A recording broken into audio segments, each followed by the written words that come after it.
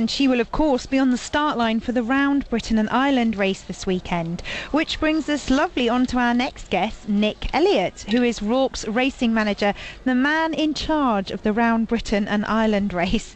Just explain to me, is it quite simple, keep the land on the right and just keep going round, or?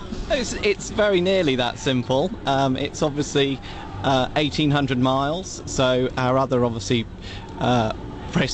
premier race is the Rolex Fastnet race, and that's only 600 miles, and so this is 3 times the Fastnet race.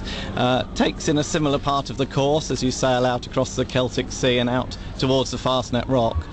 But no, it's a great challenge. It's probably the Everest of the sailing in the Northern Hemisphere. Wow. Tell me about the competitors. Who have we got? Who have we got on the start line? We have Sir Robin. Yeah, with don't talk about him. Do him last. Okay. And we have these fantastic new Volvo 65s, and it's the first time we're going to see them competing against each other. 5 of them in this race. We're very excited about that, and I think the Volvo Ocean race team are as well. But we have the Class 40s, which again, it's a lovely offshore ocean racing boat, 40 feet long. 4 of those will compete against each other around the British Isles, and then we have a mixture of IRC race boats from at the sort of front end, the Imoca 60 and Open 60s, and the Volvo 70, the last generation of the round the world yachts. So it's a right mixture, really. It's a fantastic mixture.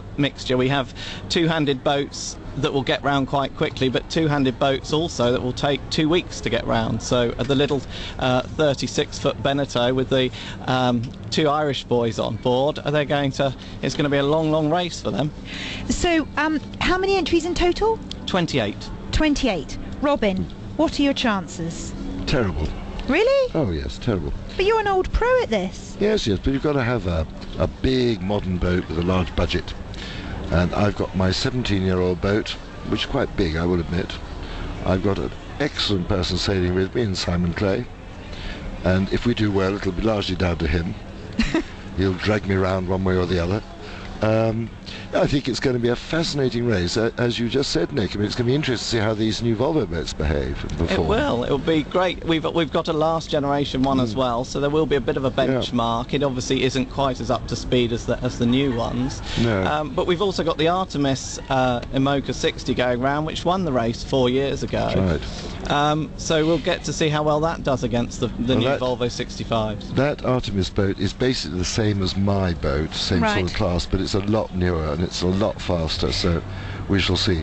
I reckon my job is to try and keep ahead of the 40-footers. Okay, so you've got all these different boats. Is there a handicap system? Yes, we're using the IRC handicap for the main fleet, and they're going for the overall prize of the Sevenstar Round Britain and Ireland Race Trophy. There'll be other prizes for the other classes, but that's the headline for the event, is the IRC race. Do we have a favourite to win? Who are you going to put your money on? There's some fantastic German boats coming. We have the new Kerr 51 Verona, a superb boat. We saw it briefly in the Caribbean, doing our Caribbean 600 race, and it's a great team, and they're very well set up and ready to go. And where do you think, Robin? Where do you think your chances are?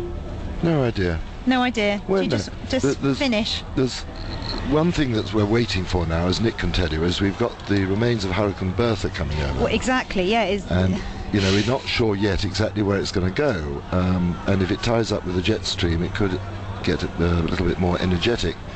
But until we know where it's going to go, it's very hard to predict what winds we're going to get, and therefore predict how long we're going to take to do it.